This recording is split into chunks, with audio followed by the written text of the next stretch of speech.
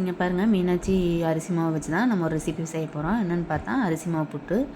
அதுக்கு வந்து கொஞ்சமாக அரிசி மாவு எடுத்துக்கிறோம். அது கூடயே கொஞ்சம் உப்பு போட்டு கொஞ்சம் கொஞ்சமாக தண்ணி தெளித்து நல்லா பிசைஞ்சு எடுத்துக்கலாம். கொஞ்சம் கொஞ்சமாக தாங்க தண்ணி தெளித்து பிசையணும். அப்போ தான் உதிரி உதிரியாக புட்டு மாதிரி வரும். இது வந்து கொலா புட்டு செய்கிற பாத்திரம் இருந்தால் அதில் வச்சிடலாம். எங்கிட்ட அது இல்லாதனால நான் இட்லி பானையில் வைக்கிறேன். இட்லி குண்டா வந்து அடுப்பு பற்ற வச்சு அதில் வச்சு கொஞ்சமாக தண்ணி ஊற்றி தண்ணி சூடானதுக்கப்புறம் இட்லி தட்டு வச்சு அதுக்கு மேலே கொஞ்சமாக மாவு, அதுக்கு மேலே ஒரு லேயர் தேங்காய் பூ, அதுக்கு மேலே மாவு, அதுக்கு மேலே தேங்காய் பூ, அப்படி மாற்றி மாற்றி வச்சு ஸ்டீம் பண்ணி எடுத்துக்கணும். ஒரு 10 ஒரு 20 நிமிஷம் வரையும் நல்லா ஸ்டீம் பண்ணி எடுத்துக்கலாம். பாருங்கள் எப்படி வச்சுருக்கேன்னு. எனக்கு கொஞ்சம் கோல்டாக இருக்குங்காட்டி குரல் ஒரு மாதிரி இருக்குது.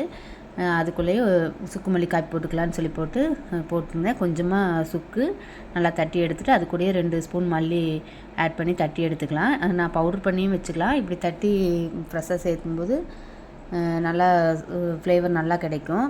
அந்த தண்ணி கொதிக்கிறதுக்கு முன்னாடி நம்ம தட்டி வச்சதையும் போட்டு நல்லா கொதி வந்த பிறகு ஒரு ஸ்பூன் காப்பி தூள் ஆட் பண்ணி நாட்டு சக்கரை ஆட் பண்ணிக்கலாம். ஒயிட் சுகர் கூட ஆட் பண்ணிக்கலாங்க. எனக்கு நாட்டு சக்கரை பிடிக்குங்காட்டி அதை தான் ஆட் பண்ணியிருக்கேன்.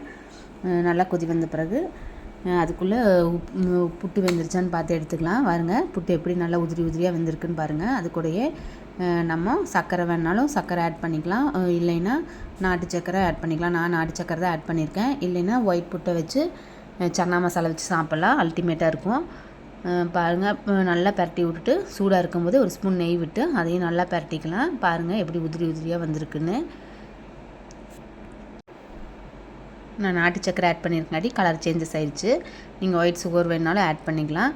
அப்படியே எடுத்து சூடாக ஒரு தட்டில் சர்வ் பண்ணி நம்ம போட்ட சுக்குமல்லி காப்பியோட ட்ரை பண்ணி பாருங்கள். ரொம்ப சூப்பராக இருக்கும். இந்த காம்போ யாராருக்கெல்லாம் பிடிக்குமோ கமெண்ட் பண்ணுங்கள். நெக்ஸ்ட் வீடியோவில் பார்க்குறேன். பாய்.